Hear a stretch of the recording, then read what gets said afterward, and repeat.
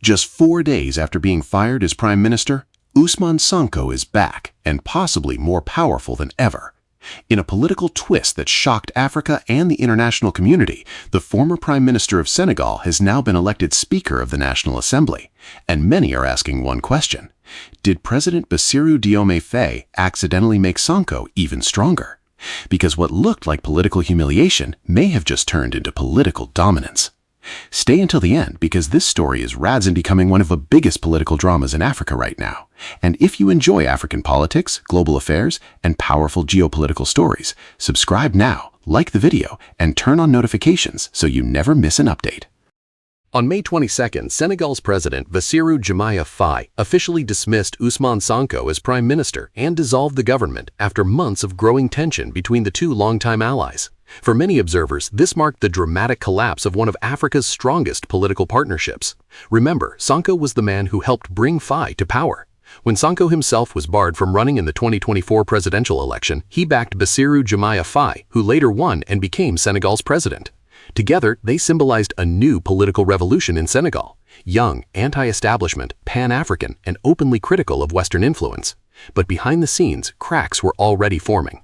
Reports suggest disagreements grew over economic policy, government reforms, IMF negotiations, political funds, and possibly even future presidential ambitions for 2029. Then came the shock. Faye removed Sonko from office.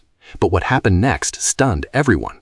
Just 4 days later, Senegal's parliament elected Sonko as Speaker of the National Assembly.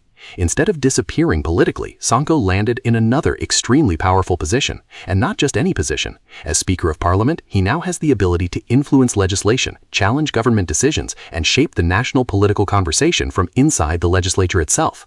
Some analysts now believe Senegal could enter a period of political cohabitation, where the president and parliament are controlled by rival power centers, even though both men come from the same political movement. That is almost unheard of. I think what happened to Sonko is politically remarkable. Very few politicians get fired from one of the highest offices in the country and then rise into another major position just days later. Whether people support him or not, Sonko clearly remains a powerful force in Senegalese politics.